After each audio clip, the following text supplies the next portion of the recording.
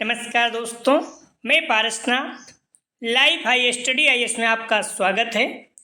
आज हम लोग राजा महेंद्र प्रताप सिंह राज्य विश्वविद्यालय अलीगढ़ के बीएड सेकंड सेमेस्टर एग्जाम 2023-24 जो 8 मई 2024 से एग्जाम होने जा रहा है, उसके लिए पेपर 201 अर्थात शिक्षण एवं अधिगम के परिप्रेक्ष्य या टीचिंग एंड लर्निंग पर्सपेक्टिव का यूनिट 4 शिक्षण एवं अधिगम की अनिवार्यता का प्रैक्टिस सेट 6 से हल करेंगे।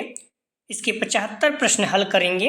यहाँ से निश्चित रूप से एग्जाम में प्रश्नों के सेम टू सेम आने की संभावना है, इसलिए आप लोग वीडियो को पूरा देखिएगा। पहले यूनिट वाइज, उसके बाद फुल प्रैक्टिस सेट हल करेंगे। यह पेपर 80 अंक का होगा। 75 प्रश्न दिया रहेगा।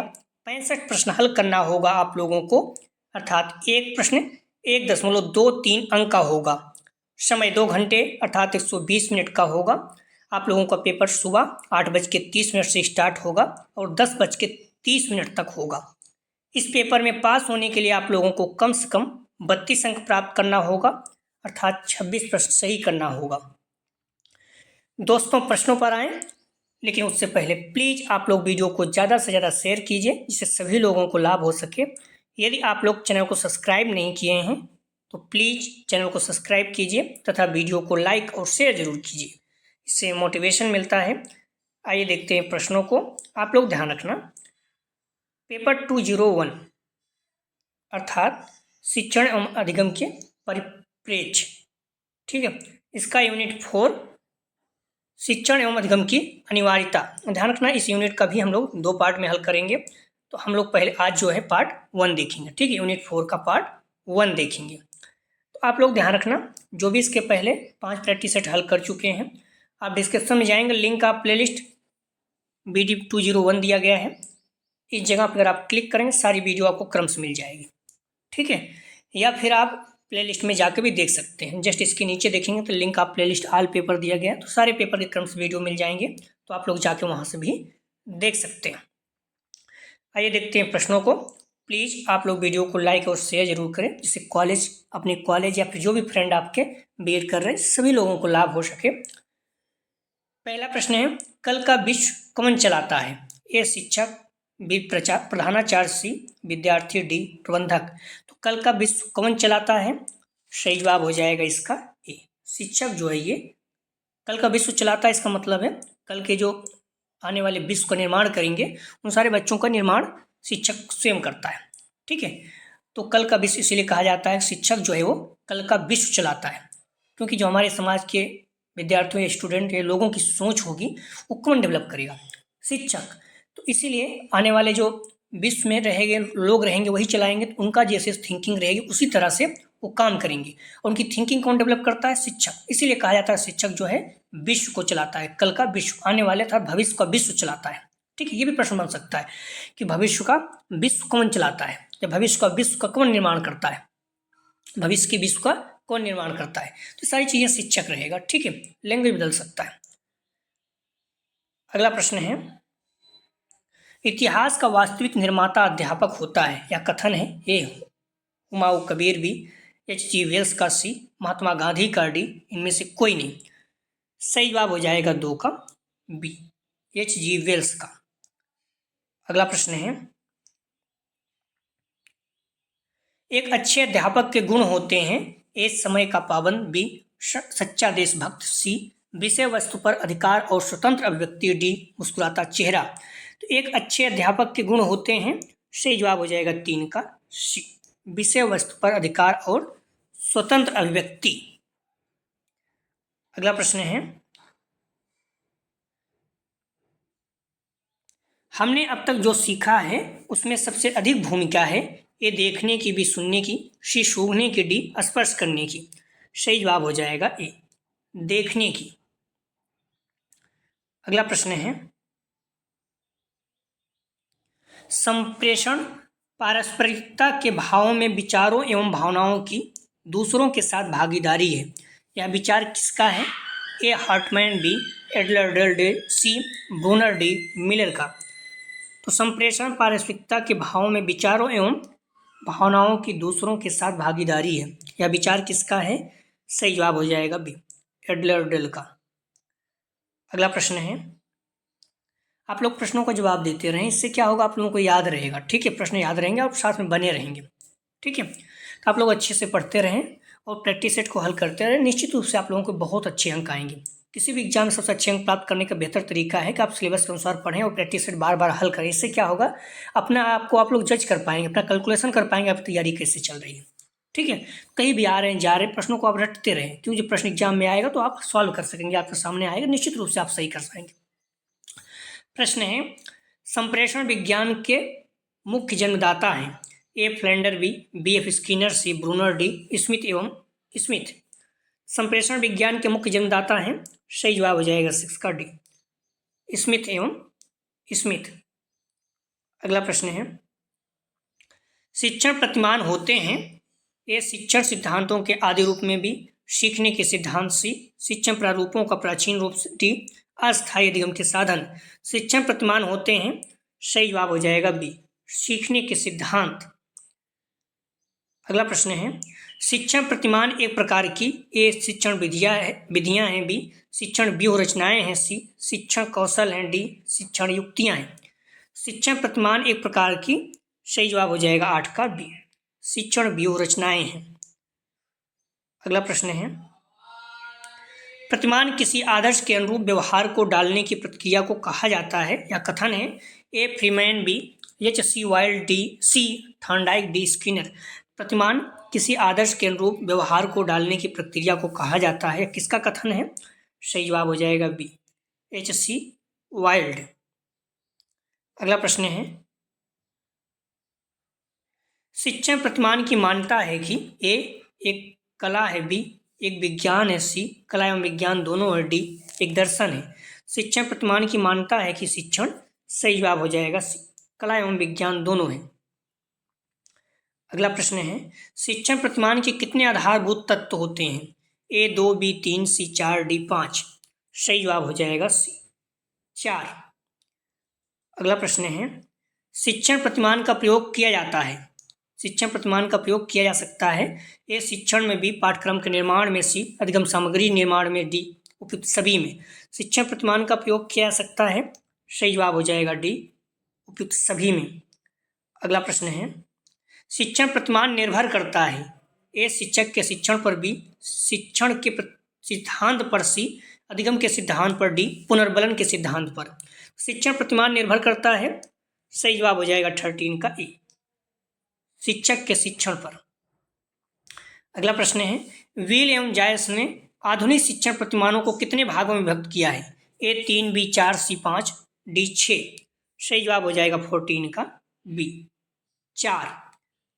अगला प्रश्न है, शिक्षण प्रतिमान का विकास रॉबर्ट ग्लेसर ने किया।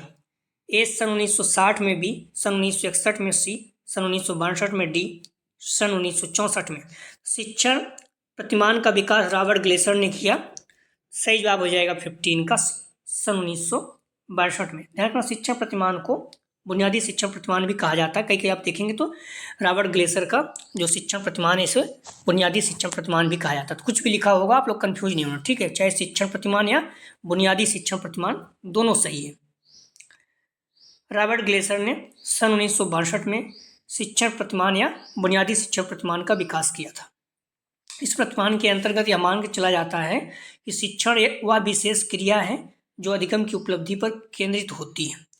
इसमें उन क्रियाओं का अभ्यास किया जाता है जिससे छात्रों का बौद्धिक एकीकरण और उनके स्वतंत्र निर्णय लेने की क्षमता पहचानी जाती है। अगला प्रश्न है, शिक्षण प्रतिमान के किस भाग में अध्यापक की भूमिका का वर्णन होता है। ए संरचना, बी सहायक प्रणाली, सी प्रतिक्रिया का सिद्धांत, डी सामाजिक प्रणाली। शिक्षण प्रतिमान के किस भाग में अध्यापक की भूमिका का वर्णन होता है, सही जवाब हो जाएगा 16 का डी सामाजिक प्रणाली। अगला प्रश्न है, शिक्षण प्रतिमान में सपोर्ट सिस्टम कहा जाता है।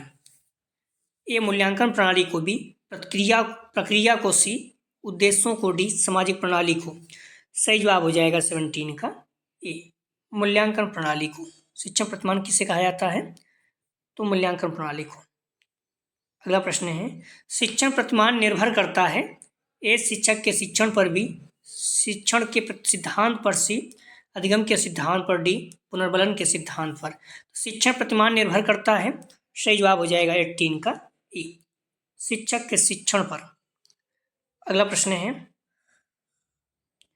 शिक्षण प्रतिमान के तत्व हैं, ए लक्ष्य एवं संरचना, बी सामाजिक प्रणाली एवं मूल्यांकन प्रणाली, सी ए बी दोनों, डी इनमें से कोई नहीं। सही जवाब हो जाएगा 19 का सी, ए बी दोनों। अगला प्रश्न है, शिक्षण प्रतिमान की सामान्य आवश्यकताओं के अतिरिक्त अन्य आवश्यकताओं का वर्णन शिक्षण प्रतिमान के किस अंग में किया जाता है? ए संरचना, बी सहायक प्रणाली, सी प्रतिक्रिया का सिद्धांत, डी सामाजिक प्रणाली। शिक्षण प्रतिमान की सामान्य आवश्यकताओं के अतिरिक्त अन्य आवश्यकताओं का वर्णन शिक्षण प्रतिमान के किस अंग में किया जाता है? सही जवाब हो जाएगा बी सहायक प्रणाली। अगला प्रश्न है, आगमन शिक्षण प्रतिमान के प्रवर्तक हैं, ए टर्नर, बी हिल्डा टाबा, सी लॉरेंस स्टोलर, डी जॉन डीसी को। तो आगमन शिक्षण प्रतिमान के प्रवर्तक हैं, सही जवाब हो जाएगा 21 का बी हिल्डा टाबा या टाबा। अगला प्रश्न है, परंपरागत प्रशिक्षण प्रतिमान के प्रवर्तक हैं, ए जयसूर, B Suchman, C Bloom, D Joyce and Marsha Weil. सही जवाब हो जाएगा 22 का बी सचमैन। अगला प्रश्न है, ध्यान रखना प्रतिमान के प्रवर्तक रिचर्ड सचमैन है, ठीक है। यह प्रतिमान बालक के व्यक्तिगत विकास एवं मानसिक क्षमताओं में वृद्धि लाता है, जिससे बालकों को वैज्ञानिक दिशा एवं प्राकृतिक शक्तिशाली खोजी के लिए प्रशिक्षण प्राप्त हो सके। अगला प्रश्न है, अग्रिम व्यवस्थापक अथवा प्रगत संगठनात्मक प्रतिमान के प्रवर्तक हैं, ए आशुवेल, बी ब्रूनर, सी स्किनर, डी हिल्डा टाबा। सही जवाब हो जाएगा ए आशुवेल। अगला प्रश्न है, अग्रिम व्यवस्थापक प्रक्रिया किस प्रक्रिया से संबंधित है? ए सामाजिक अंतः प्रक्रिया स्रोत, बी सूचना प्रक्रिया स्रोत, सी व्यक्तिगत स्रोत, डी व्यवहार परिमार्जन स्रोत। सही जवाब हो जाएगा 24 का बी सूचना प्रक्रिया स्रोत। तो आप लोग ध्यान रखना 2 बजे ही हम लोग प्रैक्टिस सेट हल करेंगे।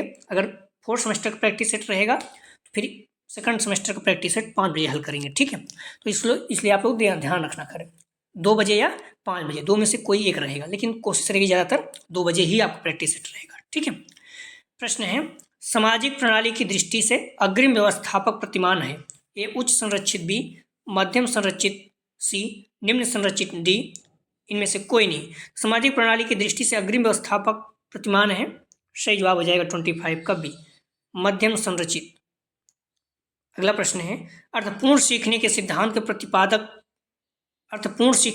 के प्रतिपादन करता हैं, ए स्किनर, बी आशुवेल, सी गैने, डी हर्वार्ट। सही जवाब हो जाएगा 26 का बी आशुवेल।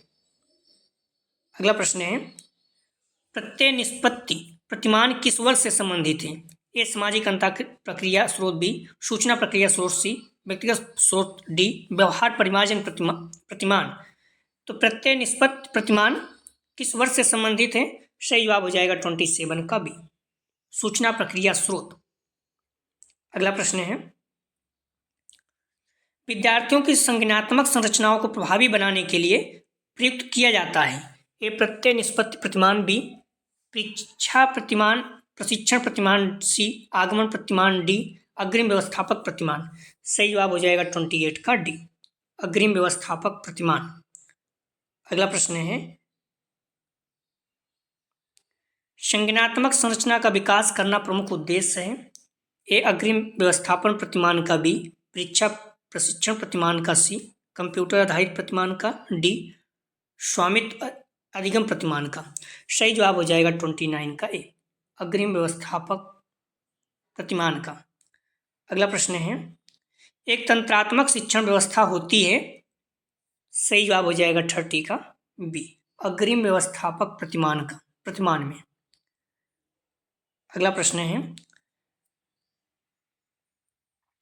परीक्षा प्रशिक्षण अधिगम अथवा पूछताछ प्रशिक्षण प्रतिमान के प्रवर्तक हैं, ए सचमैन, बी आशुवेल, यहाँ आशुवेल रहेगा, सी स्किनर रहेगा, डी ब्लूम।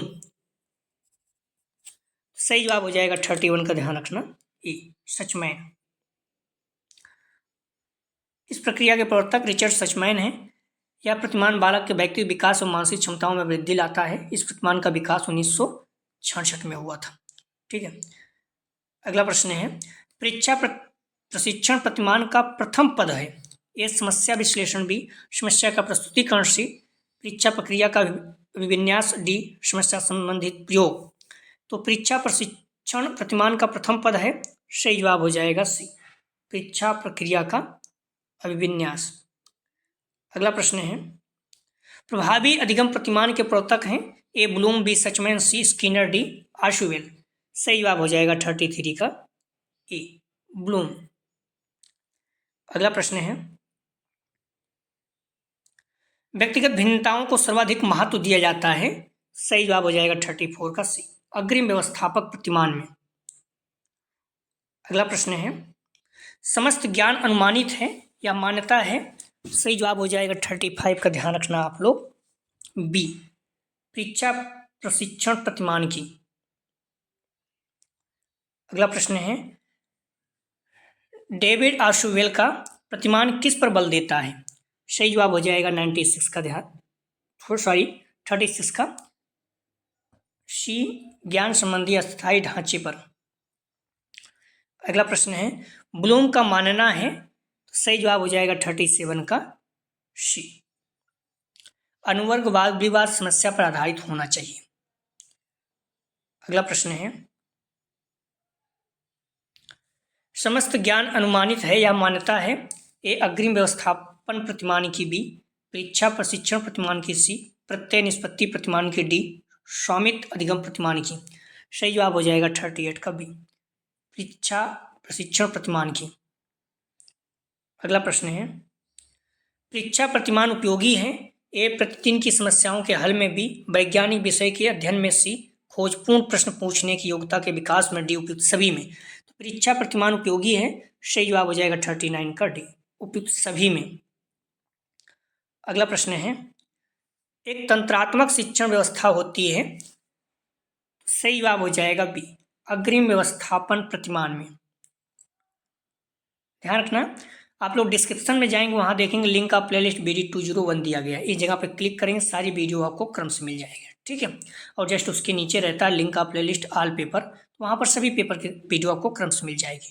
तो प्लीज़ आप लोग वीडियो को लाइक और शेयर जरूर करें, कॉलेज ग्रुप या फिर जो भी फ्रेंड आपके BEd कर रहे हैं, क्योंकि आपको पता है सीमित दायरा है राजा महेंद्र प्रताप सिंह का, अलीगढ़, हाथरस, कासगंज, एटा, 3-4 जिले में है एक तरह से, तो बच्चे थोड़ा सा कम रहते हैं। ठीक है, तो प्लीज़ वीडियो को लाइक और शेयर जरूर करें।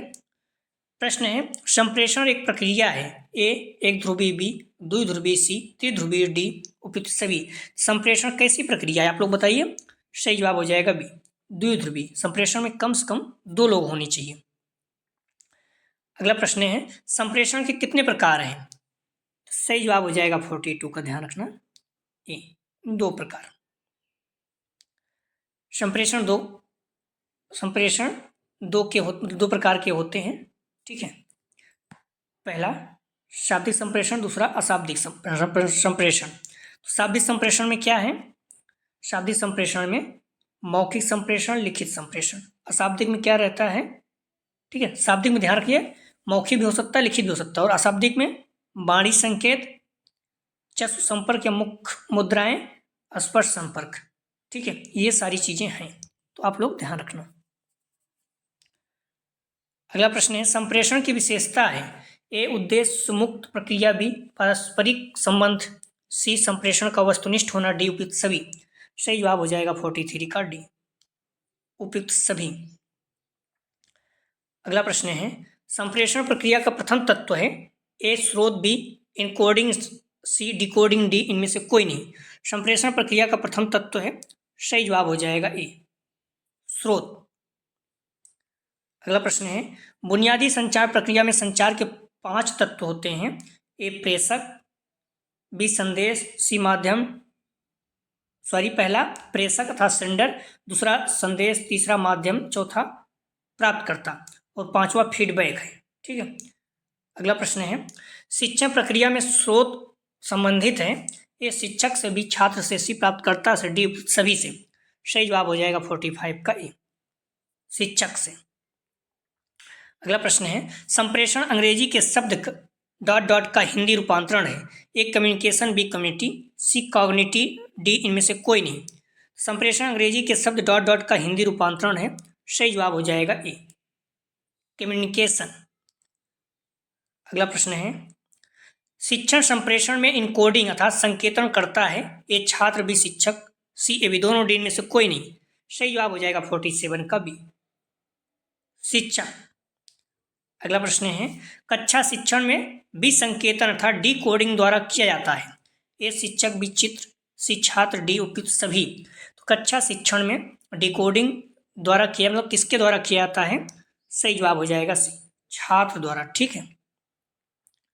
अगला प्रश्न है, कक्षा संप्रेषण में स्रोत से डेस्टिनेशन अर्थात लक्ष्य तक सुधारात्मक सूचनाएं संबंधित हैं? ए पृष्ठपोषण, बी पुनर्बलन, सी ए बी दोनों, डी में से कोई नहीं। सही जवाब हो जाएगा 49 का ए, पृष्ठपोषण। अगला प्रश्न है, संप्रेषण प्रक्रिया में संदेश का माध्यम होता है? ए भाषा, बी भाव भंगिमा, सी ए बी दोनों, डी में से कोई नहीं। सही जवाब हो जाएगा सी, ए बी दोनों। अगला प्रश्न है, कक्षा संप्रेषण में विचार भाव की अभिव्यक्ति होती है? ए शाब्दिक, बी मौखिक, सी ए बी दोनों, डी में से कोई नहीं। सही जवाब हो जाएगा सी, ए बी दोनों। अगला प्रश्न है, शाब्दिक संप्रेषण है? ए मौखिक, बी लिखित, सी ए बी दोनों, डी में से कोई नहीं। सही जवाब हो जाएगा सी, ए बी दोनों। संप्रेषण दो प्रकार के होते हैं, देख ही चुके हैं आप लोग, शाब्दिक, अशाब्दिक। शाब्दिक में क्या है? मौखिक और लिखित है। अशाब्दिक में क्या है? वाणी संकेत, संपर्क, मुख मुद्राएं और स्पर्श संपर्क। अगला प्रश्न है, कक्षा शिक्षण में शाब्दिक संप्रेषण का रूप है? तो ए वाणी संकेत, बी मुख मुद्राएं, सी स्पर्श संपर्क, डी उपयुक्त सभी। सही जवाब हो जाएगा 53 का डी, उपयुक्त सभी।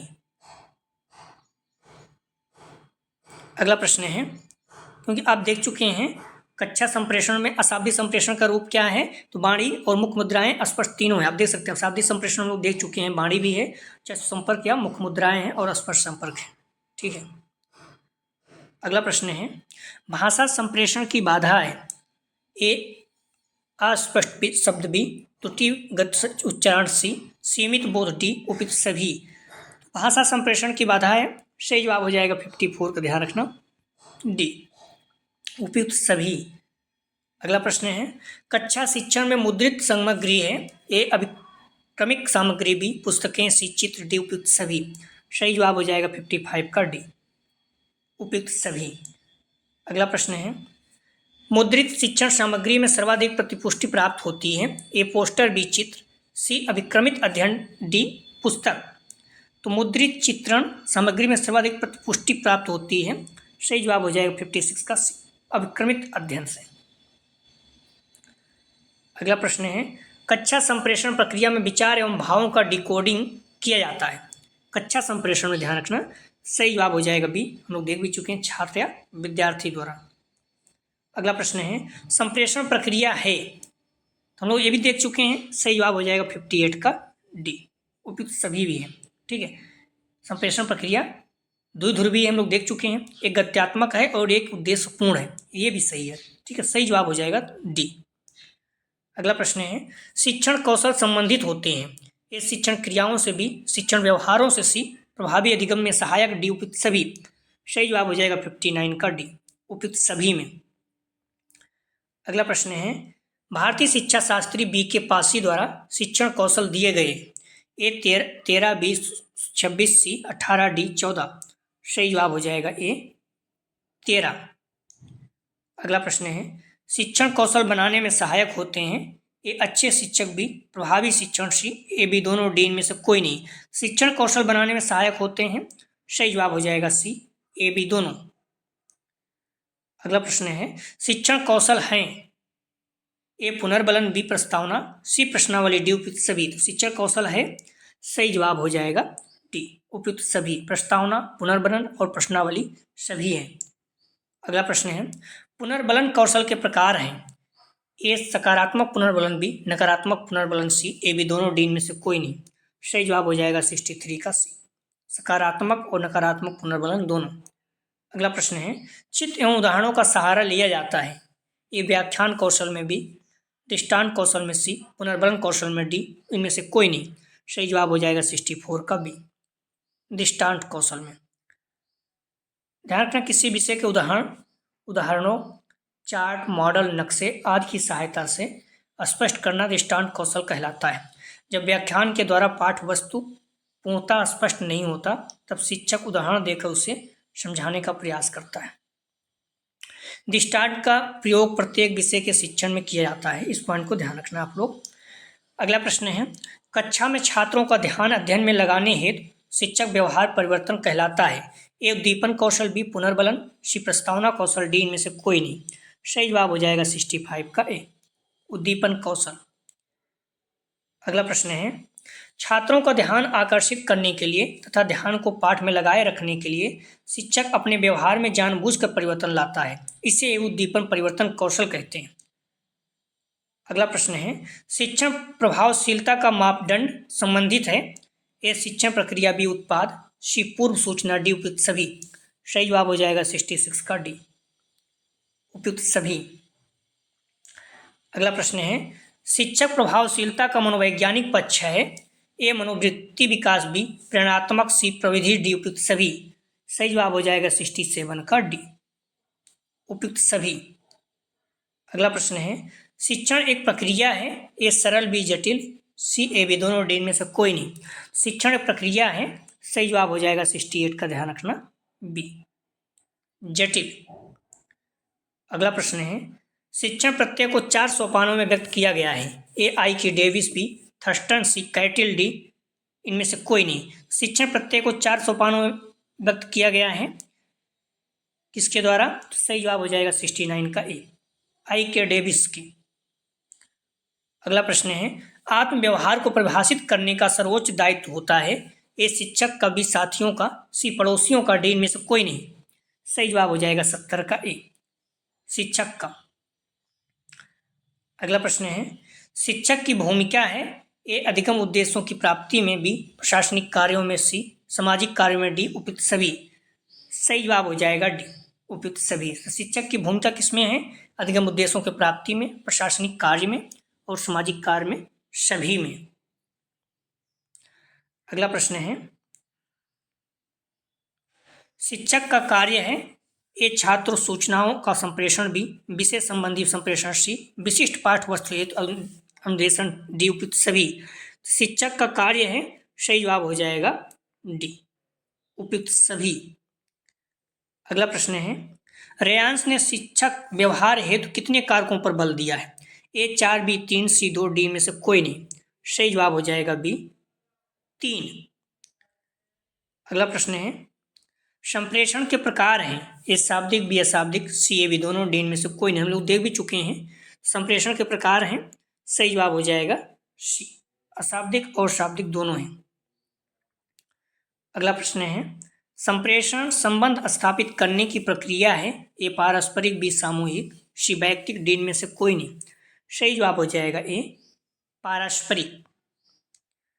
कुछ प्रश्न हैं, आप लोग इसके जवाब जरूर दीजिएगा, निश्चित रूप से एग्जाम में आ सकते हैं। ठीक है, मोस्ट इंपॉर्टेंट रखिएगा, जो प्रश्न रखे गए हैं कमेंट सेक्शन में जरूर बताइएगा। ठीक है, प्रश्न है, शिक्षार्थी शिक्षक से मुख्य रूप से क्या अपेक्षा करते हैं? ए परीक्षा में अच्छे, जो शिक्षार्थी शिक्षक से मुख्य रूप से क्या अपेक्षा करते हैं? ए परीक्षा में अच्छे प्राप्तांक, बी प्रकरण की समझ, सी प्रश्नों का उत्तर, डी स्कॉलरशिप। दूसरा प्रश्न है, एक बालक खिलौने को तोड़कर पुनः जोड़ने का प्रयास करता है, यह कार्य किस बुद्धि से संबंधित है? ए सामाजिक बुद्धि, बी मूर्त बुद्धि, सी अमूर्त बुद्धि, डी व्यवहारिक बुद्धि। तीसरा है, विशिष्ट बालक नहीं है। ए प्रतिभाशाली बालक, बी सामान्य बालक, सी पिछड़ा बालक, डी मंद बुद्धि बालक। तो विशिष्ट बालक नहीं है, इसका जवाब आप लोग जरूर दीजिएगा, महत्वपूर्ण है। अगला प्रश्न है, अधिगम एक प्रक्रिया है। ए सरल, बी जटिल, सी ए बी दोनों, डी में से कोई नहीं। अधिगम एक प्रक्रिया है। अगला प्रश्न है, स्मृति स्तर के शिक्षण का प्रतिपादन किया था। ए हर्बर्ट, बी मॉरिसन, सी जॉन ड्यूबी, डी हर्ट। पांचों प्रश्नों का जवाब आप लोग जरूर दीजिएगा। ठीक है, प्रश्न महत्वपूर्ण है। आप डिस्क्रिप्शन में जाएंगे, लिंक आप प्ले वीडियो 201 दिया गया है, जहाँ पर क्लिक करेंगे सारी वीडियो आपको क्रम से मिल जाएगा। तो आप लोग ध्यान रखना, जो अगला प्रैक्टिस सेट हल करेंगे 201 अर्थात शिक्षण और अधिगम के परिप्रेक्ष्य, इसका यूनिट 4 शिक्षण और अधिगम की अनिवार्यता, इसका पार्ट 2 हल करेंगे। ठीक है, यूनिट 4 का पार्ट 2।